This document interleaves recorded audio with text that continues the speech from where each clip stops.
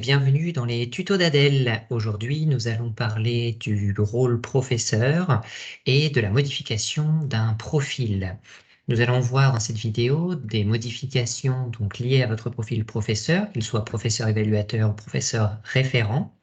Notamment, nous allons voir la modification du rôle, passer de professeur évaluateur à professeur référent et inversement, ou assumer les deux rôles. Nous allons voir également comment changer mon établissement de rattachement principal, si jamais vous êtes amené à changer d'établissement au cours de votre carrière. Et si vous intervenez dans plusieurs établissements, comment ajouter un certain nombre d'établissements à votre profil afin de pouvoir intervenir sur ces différentes entités. Donc, comme d'habitude, nous allons sur la plateforme Adèle. Vous retrouverez le lien du site internet dans la description de cette vidéo. Une fois connecté sur mon espace professeur que vous voyez donc à l'écran, nous avons deux onglets en haut, un onglet profil et un onglet espace évaluateur ou espace référent si votre rôle est professeur référent. Le profil se situera toujours dans l'onglet le plus à gauche. Attention, si vous êtes professeur avec des droits d'administration supplémentaires, donc des droits qui vous ont été concédés par le créateur de votre établissement de rattachement principal, vous pouvez donc être considéré comme professeur gestionnaire, comme vous voyez ici en haut à droite. Dans ce cas, le profil va se situer dans l'espace professeur et dans le menu profil. Voilà. Donc le profil se situe toujours à ces endroits-ci, que vous soyez donc professeur ou professeur gestionnaire. En tant que professeur, pour modifier mon profil, c'est très simple. Il suffit de cliquer sur « Modifier mes informations », ici, le petit bouton en haut à droite. J'accède donc à une édition de mes informations, nom, prénom, pays de rattachement, code postal de mon établissement. Là, on parle bien de l'établissement principal. Et si je dois donc modifier mon établissement de rattachement principal, il suffit que je sélectionne celui qui apparaît dans la liste. Si je suis dans un autre département, je peux taper donc les deux premiers chiffres et cela va me charger les établissements qui se situent dans ce département. Cela est valable dans tous les pays qui utilisent bien sûr un code postal. Une fois cette modification réalisée, vous pouvez donc aller tout en bas de la page et cliquer sur « Valider » pour qu'elle soit prise en compte.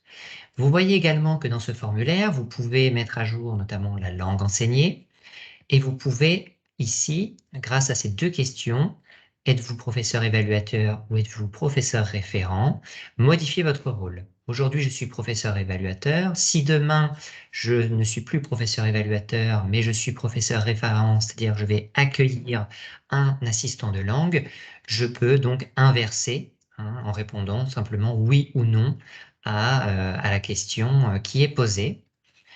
Une fois cette modification faite, encore une fois, vous allez en bas de page, vous cliquez sur « Valider » et ces modifications seront prises en compte.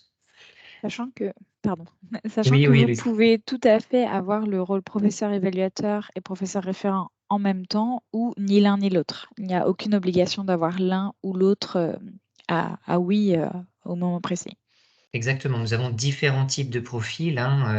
Vous pouvez avoir, dans le cas notamment du professeur gestionnaire, comme on l'a dit dans d'autres vidéos que nous avons postées, vous avez effectivement des personnes qui sont, par exemple, dans le secrétariat de direction et qui n'ont aucun rôle en tant que professeur, c'est-à-dire qu'ils ne vont pas évaluer des assistants en partance pour un autre pays ou même recevoir un assistant au sein de leur établissement à titre personnel, auquel cas vous pouvez choisir, comme le disait Louise, effectivement non pour les deux options ou oui pour les deux options si vous assumez ces deux rôles. Donc c'est totalement paramétrable.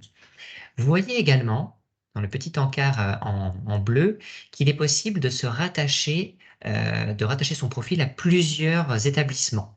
Donc là, vous voyez que je suis rattaché, en plus de mon établissement principal, à d'autres établissements tels que l'université de Rennes 2, l'établissement d'Aix, etc., etc. Vous pouvez ajouter autant d'établissements que nécessaire dans les pays que vous souhaitez. En Afrique du Sud, je ne dois peut-être pas avoir d'établissement d'enregistrer ici, mais voilà, vous pouvez en ajouter autant que nécessaire, ce qui aura pour effet de vous afficher en tant que professeur et en tant qu'utilisateur au sein des établissements mentionnés. comme vous pouvez le voir ici dans le menu utilisateur, un chef d'établissement ou quelqu'un qui administre la plateforme pourra vous voir apparaître ici si vous avez sélectionné cet établissement dans la liste. Donc voilà, il n'y a aucune limite, vous pouvez en ajouter 50 si vous le souhaitez, et une fois que vos modifications ont été donc enregistrées, il vous suffit de cliquer sur « Valider ». Voilà, c'était tout pour mettre à jour votre profil. À bientôt pour une nouvelle vidéo.